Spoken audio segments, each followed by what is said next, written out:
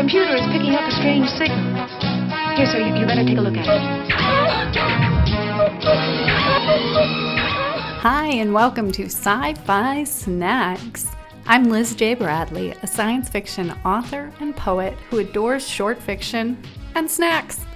Each episode of Sci-Fi Snacks is a short and sweet, or salty, discussion of what I loved, what I learned, and what I snacked on while reading new-to-me short science fiction. As always, links to the short stories are in the show notes, so if you haven't read this week's story, head on over, pick up your favorite snack, and then join me as we discuss this week's story.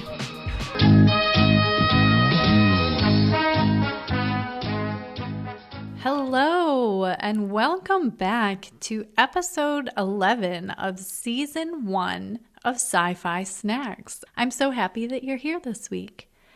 We are talking about an amazing story, the third one that we will be reading this season from Sci-Fi Magazine's issue number 32, Spacefaring Aunties. If you have not gotten yourself a copy, go down to the show notes in the description here, click on the link, and grab yourself a copy. Outside of the 3 stories that we talk about on the podcast this season, they also have many other amazing shorts. So go and support them and let me know what you think. We only have 2 more episodes planned for this season of Sci-Fi Snacks.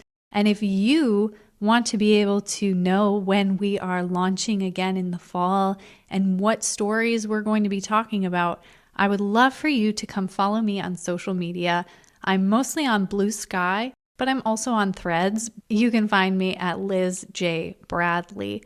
Come say hi, tell me which episode you like, tell me what you want to hear on future episodes, and let me know what your favorite snack is, because if we're being honest, this podcast is half about the snacks, and I know it's what gets me excited to sit down and read every time, is that I get to have a fun little snack. It's that awesome pairing of the written word and sugar that just lights up my dopamine receptors, and I love it. So come tell me what you love on social media. This week, we are talking about the story called Didn't Earn It by K.W. Onley. K.W. Onley is a writing instructor, nonprofit leader, and recovering elected person living in Maryland. She writes speculative fiction for adults and children. Kay is a graduate of Viable Paradise 2022 and Grub Street's short story incubator. Her work can be found in the Many Worlds anthology from 2023. When she isn't writing or leading, you can find her knitting, quilting, or singing loudly, but in tune, in her minivan. You can find her at kwonley.com.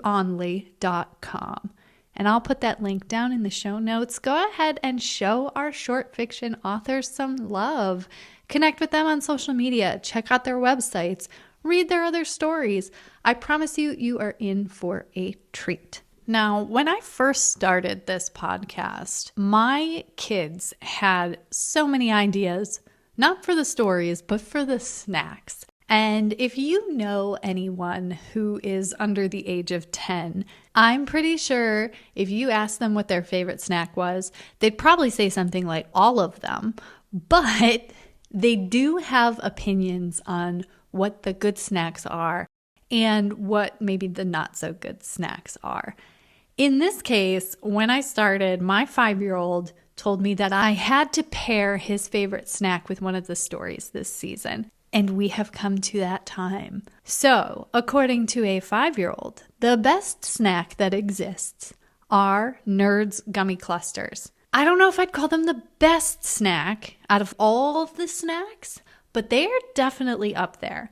I have loved Nerds for forever. And if you've never had a Nerds Gummy Cluster, they are like the long Nerds ropes, but chopped up. So there's this little pink gummy, and then all around the outside are Nerds. They started out with just the rainbow Nerds, and now I think they also have a berry flavored one in a different colored bag. I went with the originals for this, and let me tell you, it was a fight to keep these just for me. But I was smart and I bought a really big bag so that I could share with everyone. And what I loved is that when I paired it with this story, I didn't know if there was going to be a connection. I was like, this is going to be a stretch probably. But in the end, nerds featured prominently in this story. Now, not the nerd candy, but characters who describe themselves as nerds. So our main character, who is the captain on this Space Force space station in the future, the captain's name is Kit, and she is there with 4 people total. So it's Captain Kit, we have 2 men, Tice and Fitz, and we have 1 other woman, Shelby. And they are all Guardians, which is the name of the soldiers of the Space Force from the US. And they are stationed on this space station. What happens is in the story, we meet Captain Kit, and she is having a conversation with her other nerdy friend from high school who works down in Houston for Space Force. So we find out that they've known each other for forever. And now here they are, really secure in their careers. Captain has achieved many great things. So has her friend. And he reaches out to her and says that there's been a cyber attack on some of the equipment in a different location down on Earth. And they start to brainstorm what they're going to have to do, because we find out that a lot of the space station's systems are run on the computers down on Earth because it's expensive to ship things to outer space.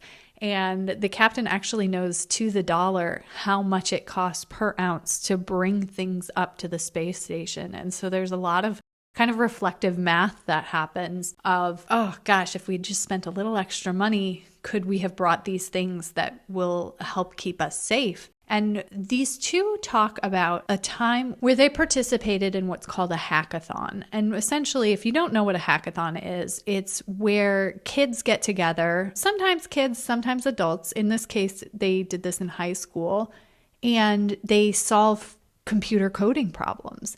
And the unique take that they had was they created what was called an air gap, which essentially they took their system offline while they created a firewall to save themselves and protect themselves in this hackathon. And then they could plug back into the system. So they didn't have to fight the malicious code while they were also working to protect themselves. So in this story, they decide that's what we're going to have to do. This is eerily similar. We're going to have to do an air gap. Now, an air gap is much more dangerous in this situation because things like life support, things like all of their research, all of those things are being run mostly on computers down on Earth. So the captain has to make a really tough decision about, is this going to be something that we do? Do I listen to my friend? Do I take him seriously? Is this actually going to be that serious a problem?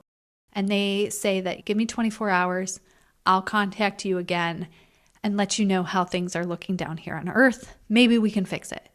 But if we can't fix it, it becomes a you problem.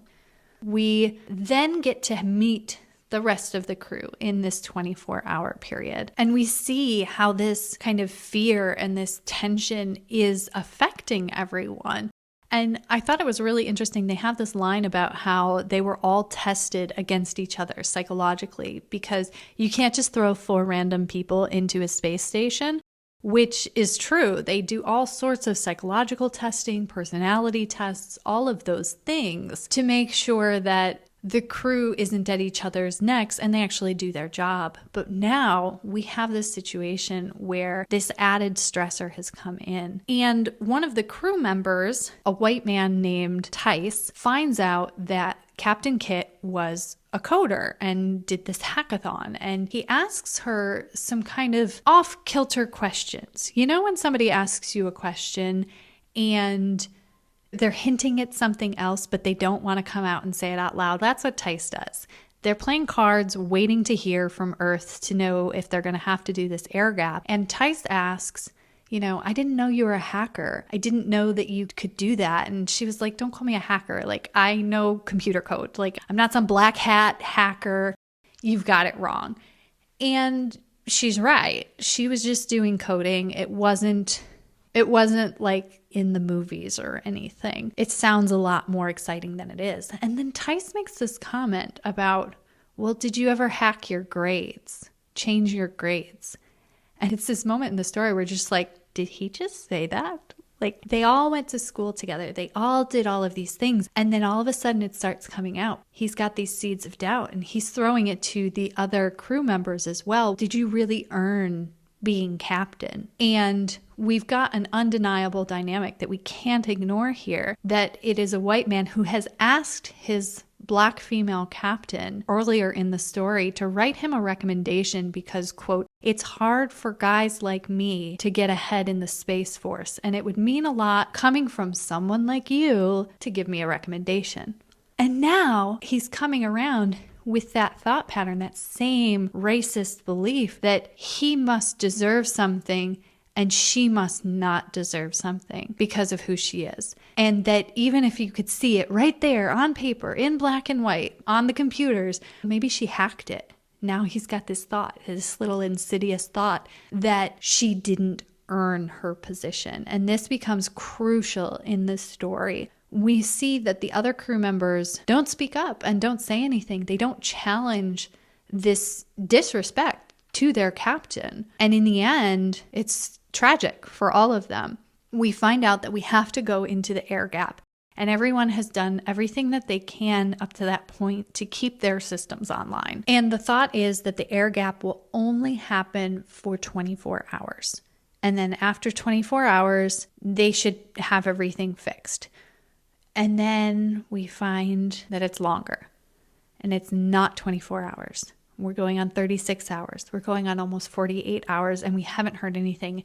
And the most important instruction from Captain Kit's friend down on Earth was, do not restart the connection from space, because you won't know what's going on. And if there's this malicious code in the system and you do the reconnect before we've gotten rid of it, before we've made sure that things are safe, it can destroy everything on the station. So we see this interpersonal system starting to fail, along with the computers starting to fail at the same time, because we've got computers that are overheating, the electricity is not working, all of those kinds of things, along with the crew breaking down at the same time, because Tice won't stop with his doubts of the captain. And instead of keeping it to himself or trusting his captain, he starts to plant seeds. And then at the end, spoilers, last chance to read it before I give away the ending, they trap the captain into a separate section of the space station, and Tice takes over. And Tice decides we're stopping the air gap, we're reconnecting to Earth. The captain is no longer in charge because we have no faith that she is acting in good faith for the crew, and we don't trust that she's smart enough or that she's good enough to be making the decisions that she made, and she made the wrong decision. And we see this panicked moment where the captain realizes if they reconnect, it could be tragic. And then the reconnection happens, and we watch from inside this trapped area with the captain as the systems get infected and start to fail. And the captain finds hard copy paper to write a letter to her friend, because she knows at this point they're all going to die. And there is no way for her to record what has happened in the computers if there's this malicious code. And so she handwrites out this letter, and it just ends on this note. I got to the end and I was like, no, we don't. I was so frustrated, but like in the good way. It almost felt like that kind of disaster read of a choose your own adventure novel where you just recklessly choose all of the bad choices and you know it. And you're like, oh, I'm going to do this and that and this and that. And then you get to the end and it's like, and everybody died. And you're like, dang.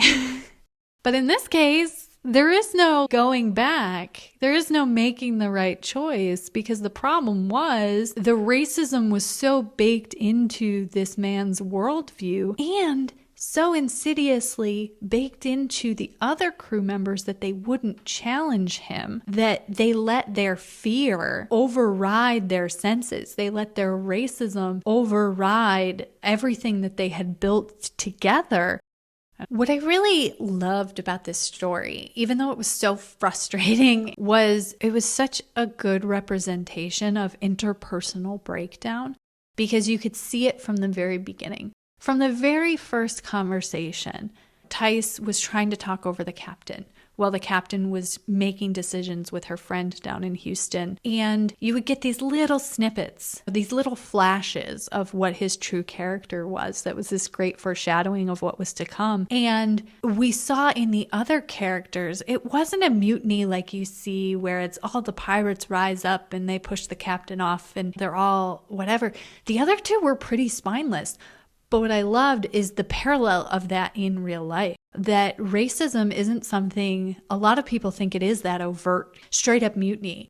Saying to someone's face that you don't deserve this because of the color of your skin. You must have cheated to get your way here. And there's so many people who are like, oh my God, I would never say that. I would never think that. And that may be true. But Shelby on the sidelines who cries and then runs away. And then instead of doing anything about it, goes and laughs and jokes and has fun with the people who are just insulting your captain. That's racism too.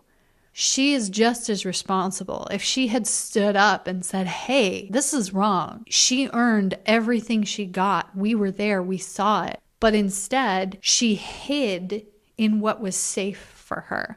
And that was just as bad. They all still ended up dead. And she could have stopped it. Fitz could have stopped it. But instead, Fitz was just completely silent. He was stoic. I'm staying neutral. Neutral never works when you're talking about things that are attacking people's humanity. And in the end, because no one was willing to challenge Tice's racism, they all ended up dead. And there was this beautiful line. There were a lot of really beautiful lines in this piece. But at the end, it was, she hated their lethal silence. And that's what it was. No one was willing to step up and say what was right, even though they knew that Tice was wrong and that Tice was lying and that Tice was spinning a narrative that would make himself feel better about his own position in life. A lot of people will say it's a caricature of a character who is, hey, you didn't earn it. It's so hard for a white man like me to get ahead. When they're in fact like both on the space station, they've both made it there. Yes, she's a rank ahead, but like you've also achieved stuff. And you're just going to sit there and say, no, people are discriminating against me because I'm a white man. People will say that's a caricature. I will, Liz J. Bradley, state today, I know this person in real life. There have been so many times where I have heard those words, not in those exact words, but variations on the theme of, oh, if it weren't for diversity, they're just looking for diversity, without realizing that maybe you should look inward. Maybe it's not somebody else is getting it ahead of you and you're not getting it because of the color of your skin. Maybe you just didn't earn it yet.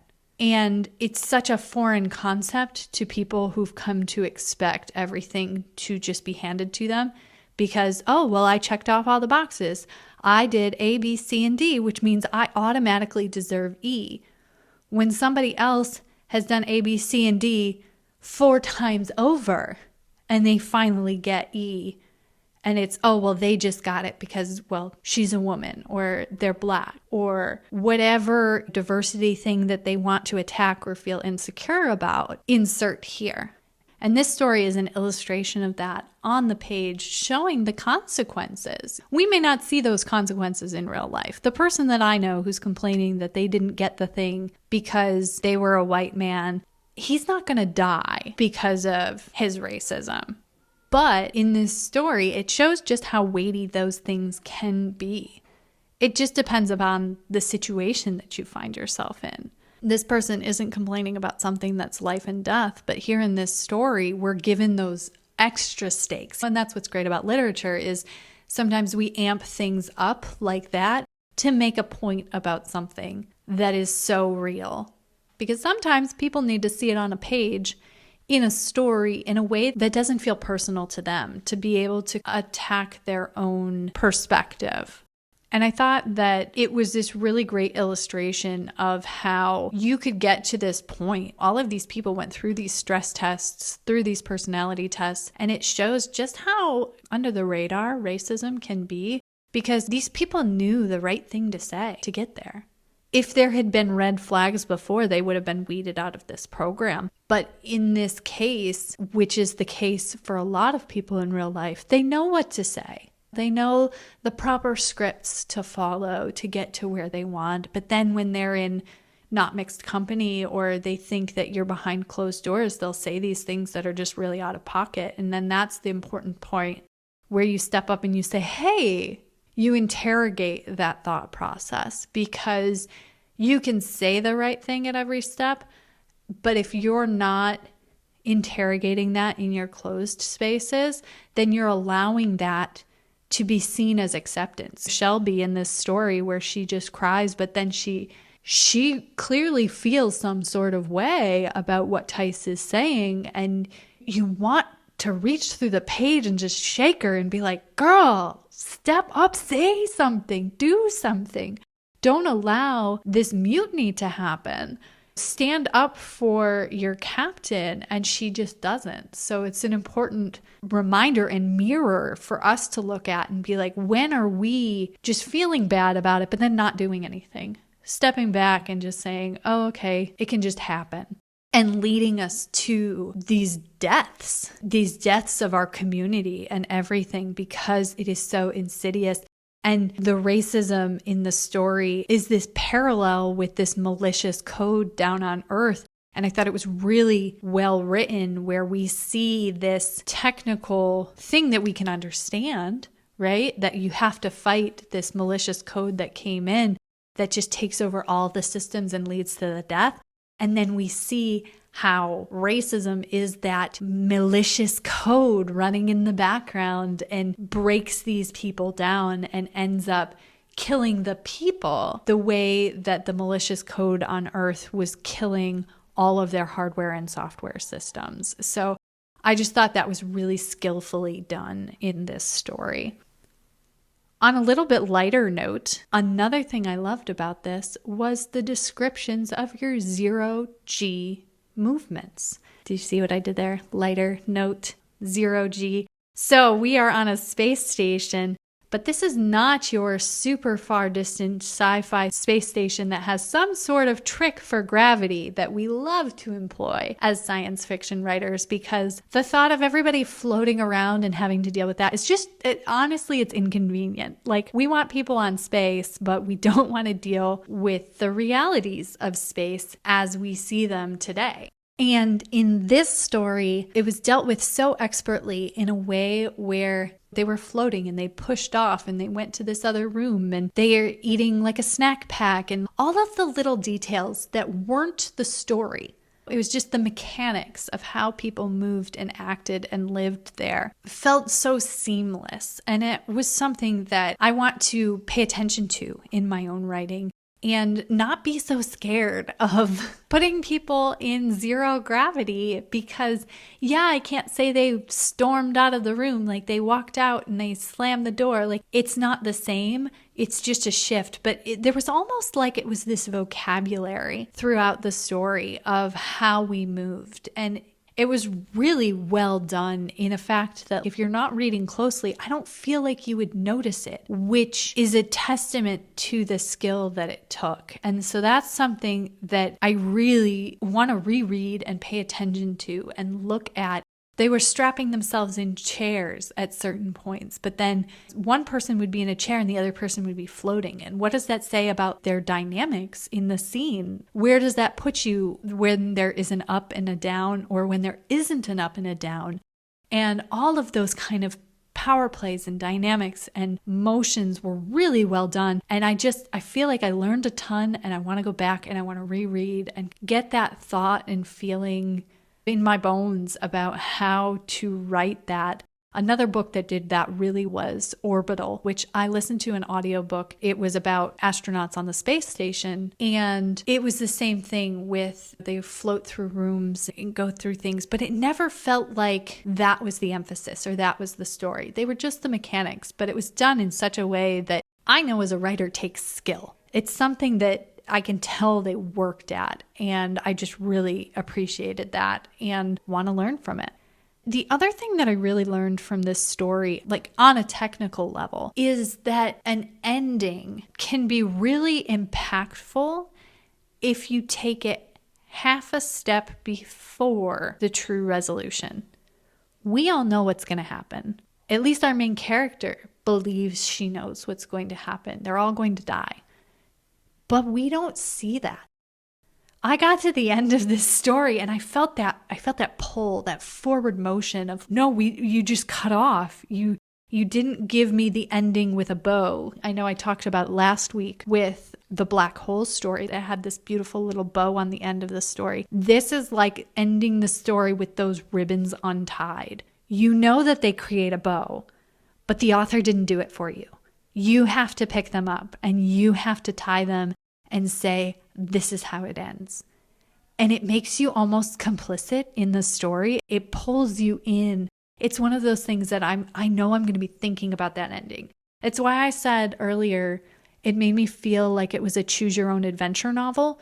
Because in a choose your own adventure novel, when you end with the bad ending, there's this feeling of, oh, well, I get to do it over. I'll go back. It's not really over. And this story, I wanted it to not really be over.